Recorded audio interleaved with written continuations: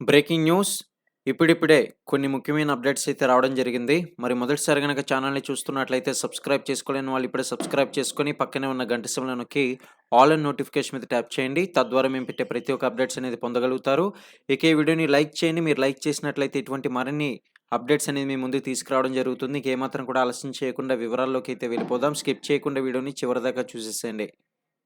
ముందుగా చూసుకున్నట్లయితే దేశంలో బంగారం ధరలైతే మిన్నంటుతున్నాయి. అయితే ఒకరోజు ఉన్న ధర మరో రోజు అయితే కొనసాగడం లేదు. అయితే పసిడి కావాలనుకునే వారికి మాత్రం చుక్కలు చూపిస్తుంది.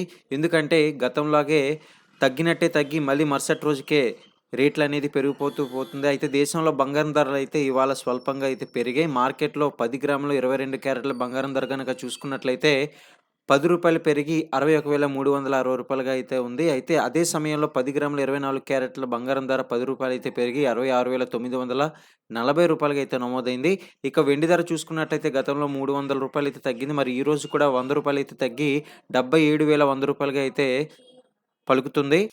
ఇక ఇదిలా ఉండగా ఎన్నికల దగ్గర పడటంతో ఓటరు జాబితాలో తమ పేరు ఉందో లేదో అనేది చెక్ చేసుకోవడం కోసం ఒక అఫీషియల్ వెబ్‌సైట్‌నైతే తెలియజేశారు. మరి దీనికోసం అని చెప్పేసి voters.eci.gov.in అనే వెబ్‌సైట్ ద్వారా మీరు దీన్ని ఓపెన్ చేసి మీ యొక్క ఓటర్ ఐడీ అనేది అవైలబుల్‌గా ఉందా లేదా అనేదైతే మీ యొక్క నంబర్ ఇచ్చి అక్కడ ఓటీపీని ఎంటర్ చేసి సులభంగా అయితే చెక్ చేసుకోవచ్చు. మరి దీనికి సంబంధించిన పూర్తి వివరాలైతే మీరు ఇక్కడ గమనించవచ్చు.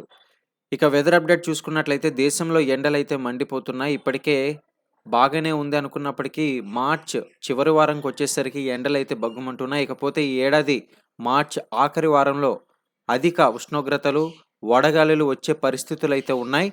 ఏపీ, గుజరాత్, మధ్యప్రదేశ్, తెలంగాణతో సహా మొత్తం 9 రాష్ట్రాల్లో 40 డిగ్రీల ఉష్ణోగ్రతలు దాటే అవకాశం ఉందని చెప్తున్నారు. ఈ విషయాన్ని అమెరికాకు చెందిన క్లైమేట్ సెంట్రల్ అనే శాస్త్రవేత్తల బృందం అయితే ఈ యొక్క సందర్భంగా పేర్కొంది.